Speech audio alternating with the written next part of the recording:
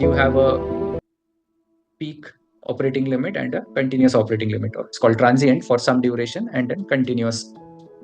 You can go on for minutes and hours at this performance. Okay. So this region is the thermally limited area of operation. And how you transition across this region, both ways, going from continuous to peak and peak to continuous, that also requires certain amount of calibration on two aspects. How the transition happens in torque output, because it cannot be abrupt. You are using it at peak and suddenly you drop down to continuous, because this drop is very significant. You can go nearly half of the value, if not more. Yeah, if your max torque is 90 Newton meter, your continuous torque can be 50 or even 45 Newton meter. Yeah, here you can see the example of this motor, 90 Newton meter. Yeah, this is 45 and this is around 50, 48, 49, 50. Yeah, here the drop is up to say 52 Newton meter from 90. Right, so it's a big drop. It cannot be abrupt. It has to be smoothened out, smoothened in, smoothened out, from here to here and back to here. It cannot be like this. Do you understand what I'm saying?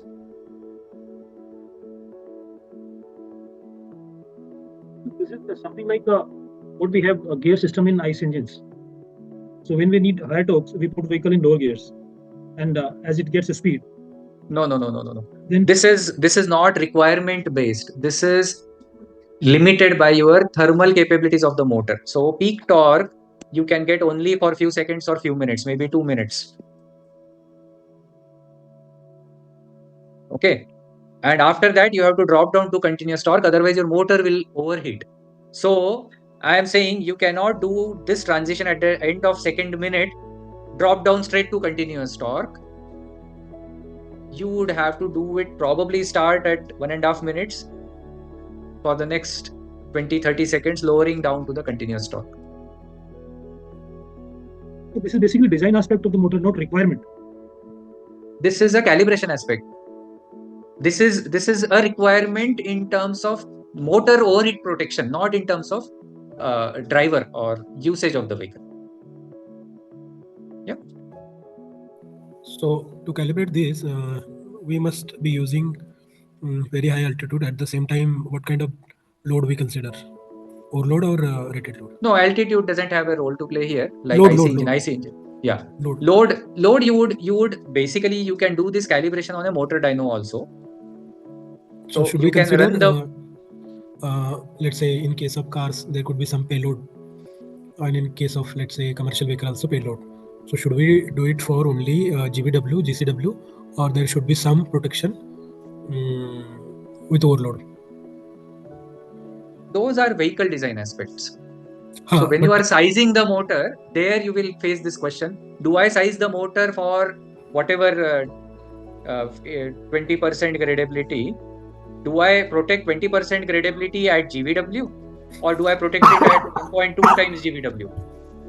No, my question is, let's say I have selected the motor, though I have selected motor for XYZ GVW. While doing the calibration, should we do some factor of safety or no? Calibration is not for factor of safety. Calibration is for robustness. Calibration doesn't incorporate factor of safety. Yeah, but in reality, let's say if we take a case of let's say 5-ton truck, we design do calibration for let's say 5 ton. But in reality, you don't do calibration for 5 ton. Sure, that's what I'm trying to tell you. It's not the tonnage for which you do calibration. You do motor selection or sizing for that tonnage. So you say 5 ton, I want to protect gradability at GVW. So 5 ton for 20% gradability, what is the max torque I need? Accordingly, I choose a motor. What you calibrate for is the robustness. Now, robustness is not in the GVW. You're not going to change GVW in 2 minutes. What you need to do for is, will I be able to satisfy my gradability requirements in 60 seconds, for which this peak torque is available? Okay, I think I am not able to frame the question correctly. Okay. Yeah, go ahead. Try again. No worries. the point is, let's say the max torque requirement is coming from the what vehicle is loaded with, or the kind of load it is having, and what kind of grade it is approaching. So though, let's say if I have selected motor for, let's say, 20% grade, my grade change with respect to the loads. Let's say earlier I selected for, let's say, 5 ton. Now because of some reason somebody has put the 6 ton. So my question is only, let's say because of that reason, my vehicle is approaching the max torque condition very early and for longer duration. So do I need to cut down or take it back to the continuous operation zone during the vehicle calibration for such scenarios? Again, it is not the vehicle side which decides, it's the motor. See, motor, if it is going to start overheating, it's going to cut irrespective of where your vehicle is. See, having continuous torque is better than having no torque at all. Do you agree to this? Yes. So you have to protect the motor irrespective of what your vehicle requirements are at that point in time.